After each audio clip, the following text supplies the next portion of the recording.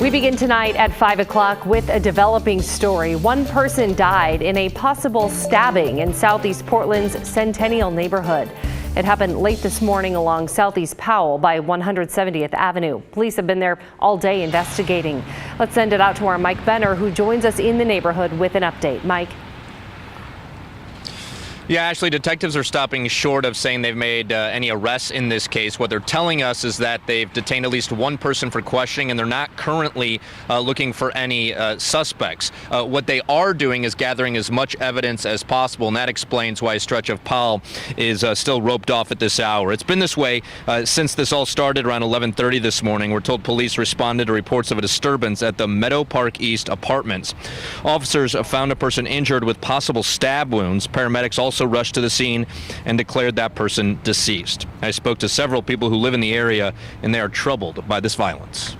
Yeah, it seems to be happening every couple days. I mean, you look on the news, you hear something happening like every 2 days, and it's just like, I don't know. I feel like we're living in Chicago or something, honestly. That's pretty much what it feels like. And it's like no one can do anything. I mean, it feels like that's just kind of like a dead-end thing, and it's sad because it doesn't have to be that way. And I'm not even sure how it got to be this way, honestly. Yeah, according to police, this homicide is the 91st homicide in Portland this year, and that is a record. Just awful. Let's send it back to you. All right, Mike, thank you. Today, Portland police announced a change in policy when it comes to publicly naming officers in deadly incidents like shootings. They will now release the officer's name within 15 days unless there is a credible threat against them. Previously, the names were released within 24 hours.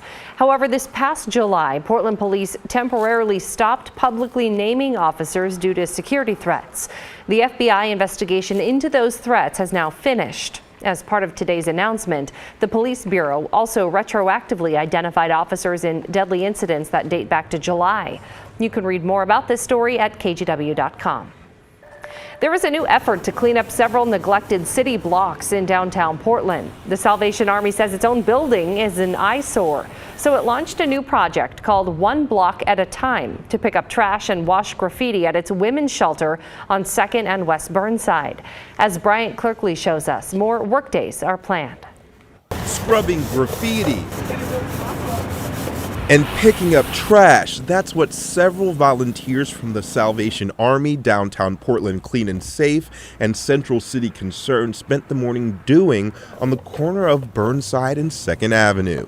These are some of the before photos of the area. Crews got a good start getting the graffiti off the Salvation Army Female Emergency Shelter. You could see paint coming off the wall and coloring the sidewalk. This program is called One Block at a Time. We're just covering this block, 2 or 3 blocks around here, and there's an area behind this building that has a lot of trash accumulation in it, so we're going to try and get rid of as much as we can. This graffiti is a huge eyesore for the Salvation Army that serves 300 meals a day, and it's a tedious job. It'll take 2 days to get all of this completely off of the building. The graffiti is a challenge. It sort of gives this impression that we're closed and nothing's happening here, that it's an abandoned building, when it's not the case. As the morning went on, you could see dozens of bags filled with trash ready to go to the dump. The streets looked cleaner, and so did the Salvation Army building. Patrick works for several nonprofits and regularly delivers food to the homeless in the area. The graffiti, nobody wants to see it. You know, if you want to ink up, you want to go get tats, go get it. But nobody wants to see this. Come on, man. Organizers say the goal is to continue with these cleanups, but there's no set date for the next one. But today, 75 bags of trash and the entire block of graffiti gone. Some employees at Dan and Louie Oyster Bar across the street say they're skeptical about how long the cleanliness will last. By the end of the day, give it not even 24 hours and it's going to look the same way again because no one wants to step up and maintain this process. In Portland, I'm Bryant Clerkley, KGW News. We have a sad update in Clark County today. A 6-month-old baby shot by his father has died. The incident happened Tuesday afternoon in the Salmon Creek neighborhood. Clark County deputies say 42-year-old David Stansberry Jr. shot both his wife and his child, then killed himself. The child's mother remains in the hospital. Investigators say she was with her son when he died early this morning. This was the second horrible incident in Clark County in as many days. Yesterday in Washougal, police say it appears a 78-year-old man shot a 73-year-old woman and then himself in an apparent murder attempted suicide. The woman died, but the man is in critical condition. Authorities believe the two were married. If you or someone you know needs help, this is important to know that you can reach out to the National Suicide Prevention Lifeline at any time. Just dial or text the number 988. Police recently arrested 7 people as part of a retail theft bust in Clackamas. Those suspects range in age from 16 to 54.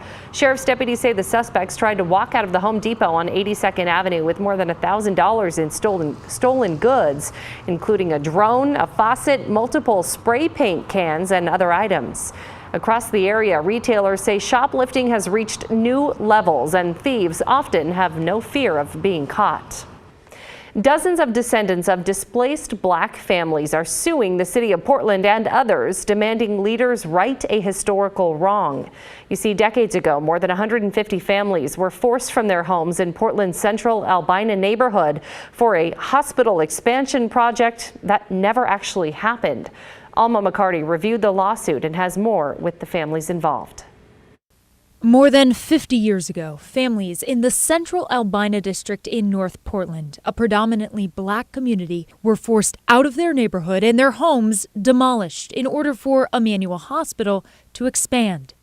In a newly filed federal lawsuit, 26 black descendants of families displaced from central Albina say the destruction of homes led to the destruction of a vibrant, close-knit, and thriving community, and the deprivation of inheritance, intergenerational wealth, and opportunity. The suit also alleges the city, the former Portland Development Commission, and Emmanuel Hospital acted out of, quote, pure racism, removing families from the economically desirable neighborhood under the guise of addressing urban blight for a hospital expansion that never happened. KGW spoke with the group Emmanuel Displaced Persons Association 2 earlier this year. This battle's been going on since it started, right? Since the 60s and 70s. I'm just the latest iteration. My grandmother's house and my granddaddy's tavern was just down there across the street. It was demolished and they were not compensated. In the more than 50-page lawsuit, the descendants of families who lived in central Albina described the importance of these homes within the community, the struggles they faced when they were forced out, and just how much the homes would be worth now had they not been razed. Many estimated their worth at more than $500,000. The group and families suing told KGW they are not doing interviews at this time, but provided a statement that reads, in part, "This lawsuit is about reconciling the past and correcting for the future. Our families worked tirelessly to afford their homes and plan for their futures. The actions of the city, Prosper Portland, and Legacy Emmanuel continue to affect us to this day as our loss of income continues and our well-being is disregarded. We are ready for this fight, which is not just for us, but for our parents, our grandparents, and for future generations as well." Alma McCarty, KGW News. We did reach out to the city, to Prosper Portland, which was formerly the Portland Development Commission, as well as to Legacy Emmanuel. So far, we've only heard from Legacy. A spokesperson tells us they have received a copy of the lawsuit and are evaluating the complaint. The cost to replace the Interstate bridge over the Columbia River could now be billions of dollars more than expected, according to a new estimate. Project planners released this data today, saying the new projected cost is between $5 billion and $7.5 billion. Previously, the high end of the estimate was $4.8 billion. They cite factors like inflation, material costs, and an updated bridge design for the higher price tag. They're hoping for a combination of federal, state, and tolling funds to help pay for this project. ODOT is currently developing tolling programs for parts of I-5 and I-205.